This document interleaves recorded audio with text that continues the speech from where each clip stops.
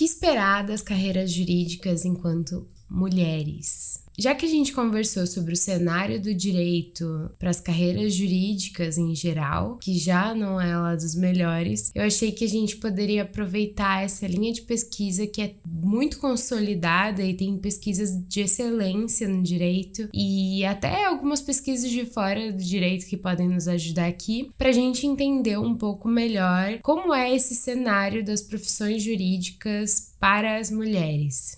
Oi, eu sou a Marina e obviamente esse assunto me interessa enquanto mulher, mas eu acho que também pode te interessar mesmo se você não for mulher, afinal de contas, o que nos espera em termos de ambiente de trabalho interessa a todos. Aqui a gente vai falar mais do cenário da profissão mesmo, então, digamos assim, do ponto de vista das profissionais do direito, mas existem estudos também bastante interessantes sobre a visão que se tem da mulher enquanto vítima, por exemplo, ou enquanto parte. Tem um vídeo muito legal da Jana Viscardi, eu vou deixar linkado aqui embaixo para vocês entrarem, onde ela faz referência a uma pesquisa da Susan Ehrlich, que também é super interessante de ser lida, sobre como se lida com a mulher nos discursos jurídicos. Então, no discurso do advogado, como se aborda essa questão da vítima, que tipo de pergunta se faz à vítima de assédio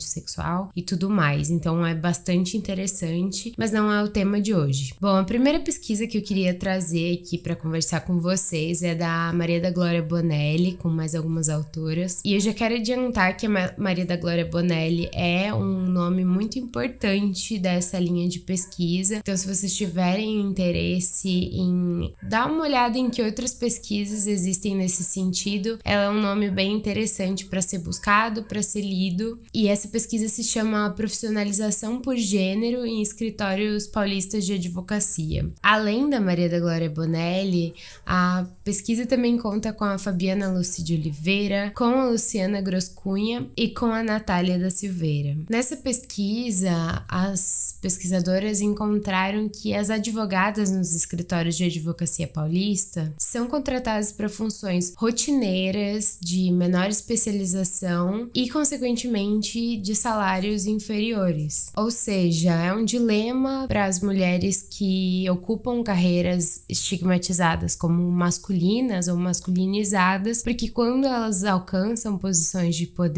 que são capazes de influenciar nas políticas profissionais, isso acontece procurando tornar o gênero invisível no trabalho. Mesmo assim, as pesquisadoras perceberam que só o fato de haver a presença de mulheres no ambiente de trabalho já atenua muito a hostilidade do ambiente. Essa questão, na verdade, é muito triste, porque existe uma pesquisa, e eu vou deixar a referência para tudo aqui embaixo, e muitas dessas referências vão estar em livros maiores, então eu vou deixar a referência para o livro. Existe uma pesquisa que mostra que desde criança, a gente, mais ou menos desde 5 anos, já começa a ter esse pensamento de que de alguma forma os homens vão ser mais capazes do que as mulheres, fazendo com que em sociedade os homens cresçam se sentindo mais inteligentes e as mulheres menos. Em uma pesquisa com crianças de 5 anos de idade, se falou para as crianças que em um jogo para crianças realmente inteligentes de matemática, elas deveriam escolher o seu time. E mesmo em que essa seja uma idade em que as garotas costumam estar à frente no avanço cognitivo, se escolhiam mais garotos, independentemente de nota ou de desempenho em sala de aula. Outra pesquisa britânica mostrou que os pais britânicos estimam um QI muito menor para suas filhas do que para os seus filhos homens. Mesmo as meninas mostrando um melhor vocabulário, indo melhor na escola e se desenvolvendo mais rápido. Por exemplo, as mulheres costumam começar a falar antes dos homens. Em relação à docência, por exemplo, no Brasil, a gente tem o Censo Nacional da Educação Superior, que foi feito pelo Instituto Nacional de Estudos e Pesquisas Educacionais Anísio Teixeira, o INEP, em 2015, que 60% dos professores eram homens e 77% desses professores eram brancos. Em relação às faixas salariais, mulheres, os homens brancos e as mulheres brancas estavam relacionados às faixas salariais mais altas, ganhando de 10 mil a 20 mil por mês no ensino jurídico, em comparação a homens negros e mulheres negras que predominavam na faixa de salário mais baixa de 5 mil a 10 mil. As mulheres negras estando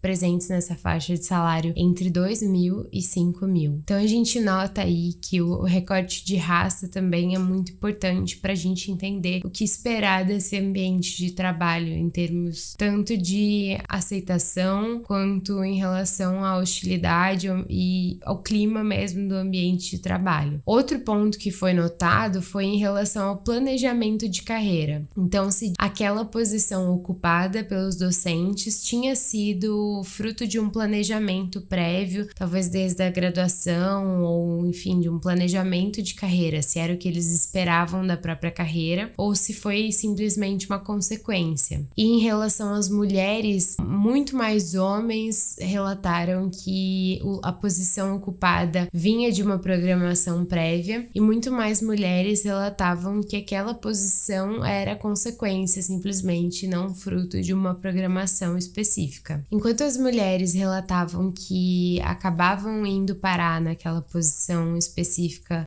na profissão por consequência ou em relação a algum imprevisto ou por ter mudado o planejado em relação a algum obstáculo e de não terem se sentido tão bem acolhidas no espaço de trabalho, os homens brancos especialmente relatavam um acolhimento muito bom dos semelhantes e também relatavam justamente ter a sua profissão como consequência de um planejamento. Lembrando de novo que o recorte de raça é muito importante de ser feito, porque em relação às pessoas negras, elas já entravam tendo que lidar com um estigma em relação a um viés implícito de desconfiança quanto à sua competência, suas condutas, sua dedicação, que as pessoas brancas não precisaram passar. Especialmente quando mais jovens, as mulheres se mostraram ter sido mais questionadas, e isso se mostrou uma diferença na medida em que elas envelheciam. A regra, quando se pensa em uma figura de autoridade, costuma ser um homem branco, e mesmo a heteronormatividade pode afetar nessa sensação de que não se está olhando diretamente para uma figura de autoridade. Então, mesmo homens homoafetivos sofreram com as consequências de não se enquadrar nesse padrão, nesse ideal de figura de autoridade. As mulheres, mesmo nas instituições, sendo docentes, acabavam tendo cargos relacionados à afetividade ou como se fosse um cargo de limpar a casa, né, em relação à instituição. Então, por exemplo, a atribuição de organizar os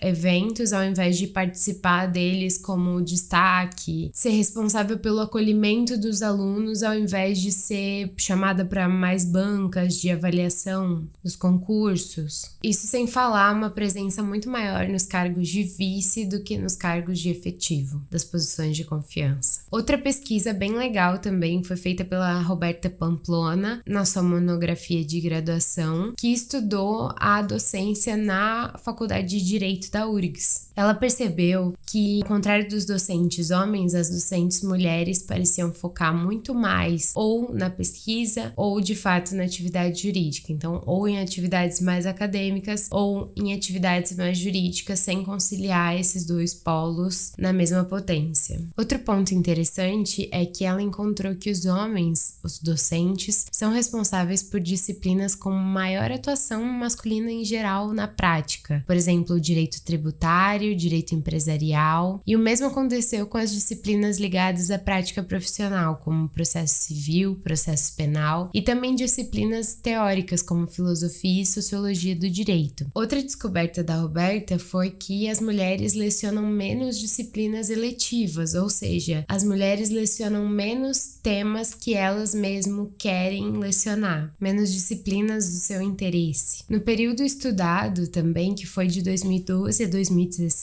os homens ocupavam todos os cargos de gestão dentro da universidade, fazendo com que os homens acumulassem maior poder de capital universitário, digamos assim. Então, não só as mulheres se ocupavam mais de uma área e os homens acumulavam as duas áreas, né, jurídica e a docência, como também os homens ocupavam as posições de gestão. Em relação a essa questão da docência, uma coisa que me pegou muito quando eu fiquei sabendo é que uma pesquisa fez a seguinte avaliação. As turmas avaliadas tiveram aula online sem saber se o professor era homem ou se era uma professora mulher. E depois da aula era revelado para um grupo se era uma professora mulher, e para outro grupo que teve a exata mesma aula, se dizia que aquele curso havia sido dado por um professor homem e pedia-se aos alunos que eles avaliassem a qualidade das aulas. E quando se dizia que era uma professora mulher, se obtinha notas de avaliação daquele curso muito mais baixas do que as notas dadas para um professor homem, sendo que o curso era o mesmo. Enfim, uma série de pesquisas mostra esse comportamento se repetindo de novo e de novo e de novo, e dando preferência aos homens em relação às mulheres, seja numa conversa que quando uma mulher fala 30% da conversa, ela é vista como tendo dominado a conversa, sendo em relação à voz feminina que não é tão apreciada quanto a voz masculina, ou a arte sendo muito mais desvalorizada em termos de preço quando comparada à arte feita por homens, e tem pesquisa falando sobre tudo isso. E claro que a gente faz aqui também um recorte de raça, porque de fato há uma série de pesquisas que mostram também a tendência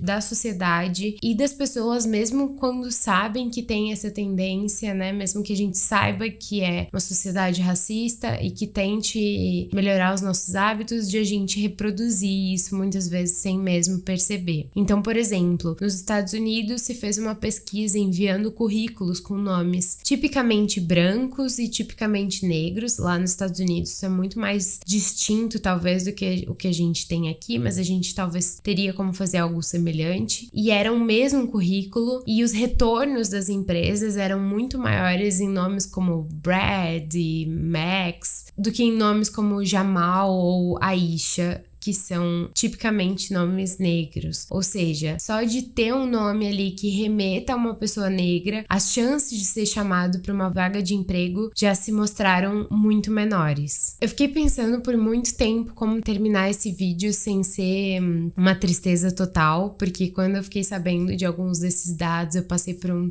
grande tempo pensando sobre aquilo e repensando minha carreira profissional e tudo mais. Honestamente, eu acho que a gente tem que ainda lutar pelos nossos direitos, tem que se reunir e agir politicamente para protestar contra esses resultados e para lutar por uma sociedade melhor, mas de fato não tem como terminar em uma nota muito alta de empolgação. Então a realidade é essa, e nos resta talvez chacoalhar um pouco as pessoas e mostrar para elas que não ser um homem branco hétero na sociedade de fato acarreta em diversas consequências, não só para as mulheres brancas, mas também para os homens negros, para as mulheres negras, para os homens homoafetivos, porque afinal de contas é um padrão muito específico, uma caixinha, e todos que não se encaixam nela parecem enfrentar sérias consequências, então na renda, tratamento no dia a dia de trabalho, e não dá pra gente ter a ilusão de que todos começam no mesmo patamar e de que todos jogam pelas mesmas regras. Assinem o canal para vídeos como esse, deixem um like para eu saber se vocês gostaram desse conteúdo. A gente se vê no próximo vídeo, um beijo e tchau, tchau!